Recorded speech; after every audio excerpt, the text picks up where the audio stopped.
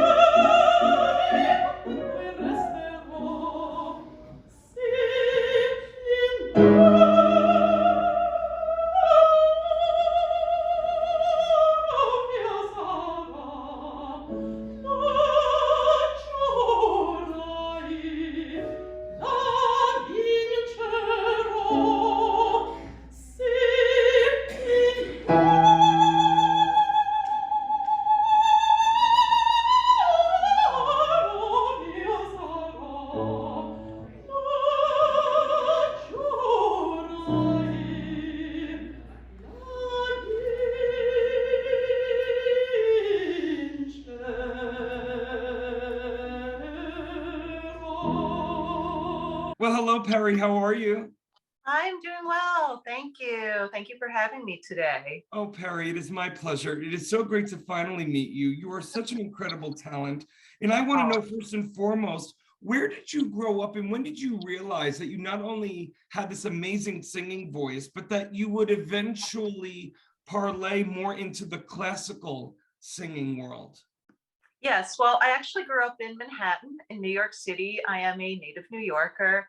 So growing up, I grew up watching Broadway, musical theater, that kind of a genre, and that's what I really wanted to do.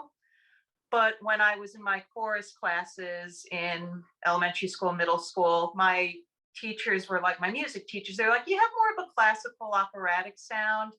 If you want to take voice lessons, you should study that genre first so you can get that foundation. And then if you want to branch out into other things such as musical theater, you can, but make sure you get that classical training first. So I did that, and that's just kind of what I stayed with. I just thought it was a better fit for me.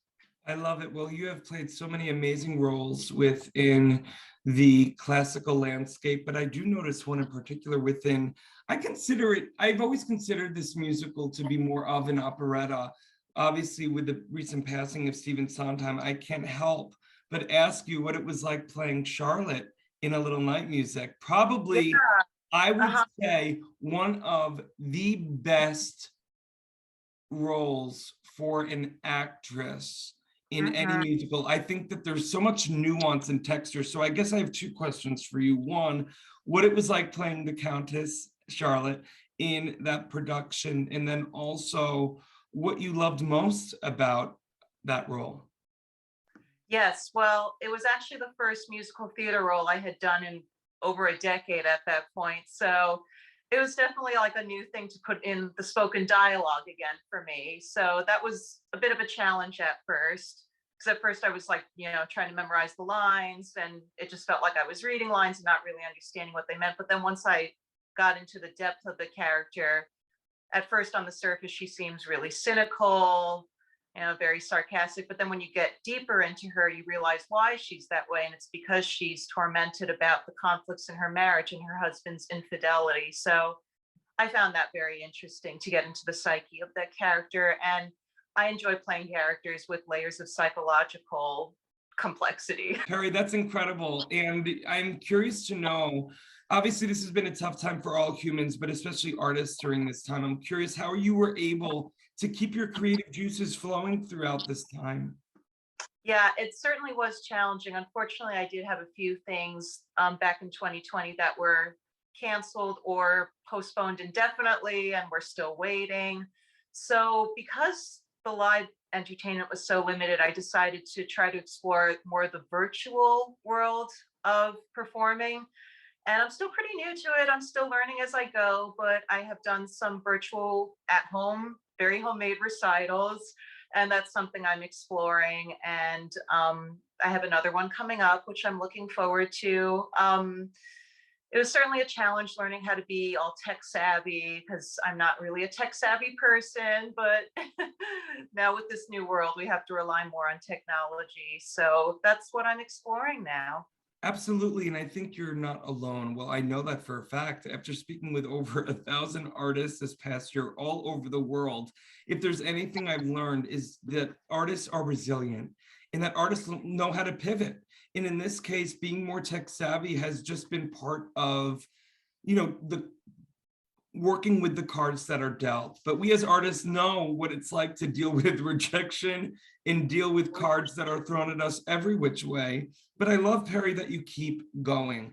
And in terms of the projects you have coming up, is there anything you can tell us in terms of where and how we can see you perform next? Yeah, so I'm working with a company called Sparrow Live. They do have a website. So I will be doing 3 more virtual recitals by, I think, August is when the season ends. I already did one in November with them. So sparrowlive.com is where you can get all the information. And I'm still making the virtual recital. I have to make 2 more tracks. So I'm hoping I can get it ready by February, by next month. And they will post the event details. That's amazing. Well, listen, I want to let our audience know for more on Perry, where you can find not only where she's performing next, but more about her incredible, incredible career. You can read more about Perry right below this video. Perry, final question for you. For those artists that may be struggling in keeping that spark ignited, what advice would you give to them now? You have to know that you can't control everything. That was something I really struggled with when I was younger. I really wanted to control everything, control the outcome, control my sound. I wanted to sound a certain way, but you have to learn how to go with the flow, especially in these times when things are just so not in our control. And also another really important thing I want to say to other vocalists, instrumentalists, whatever they may be, don't try to sound like somebody else, because that already exists. Just be your own sound.